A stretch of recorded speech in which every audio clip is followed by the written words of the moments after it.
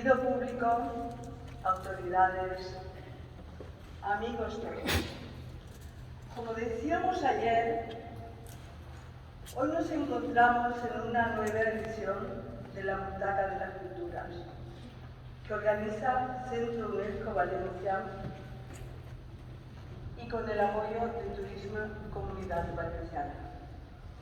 Quiero agradecer especialmente, como decía Isabel, al arzobispado, porque hoy estamos aquí en esta capilla tan especial para nosotros y ya hemos vivido las últimas 5 ceremonias de clausura de este encuentro, con una clausura por la paz y la concordia, porque en el año 2017 el canónigo Vicente Collado, entonces Relaciones Interconfesionales y Diálogos Religiosos, nos pidió que esta ceremonia se celebrara aquí, con los colectivos de los representantes religiosos y culturales, para que este símbolo, que es universal y único, nos acogiera como es el Santo Cáliz de la Última Cena del Señor.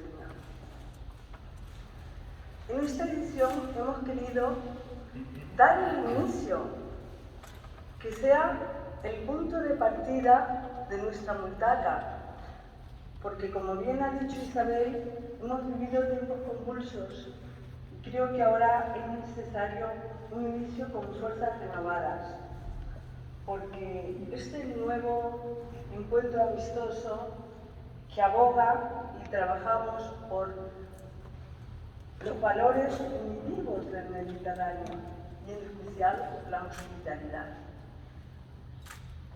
Y con nuevas corrientes que nos llegan de orientes, de la nueva ruta de la seda que nos acoge bajo el amparo del Santo Cáliz. Fray Bartolomé de las Casas dedicó su vida y su obra a defender los derechos de los hombres.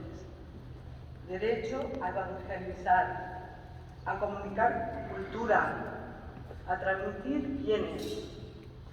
Ahora es el momento que todos los hombres vivamos en paz y en armonía, bajo el manto de la hospitalidad. Gracias a todos por seguir confiando en estos valores. Creo que son muy necesarios en estos tiempos que vivimos. Y ahora damos comienzo a los saludos institucionales. Por el Arzobispado de Valencia tomará la palabra don Álvaro Almenar,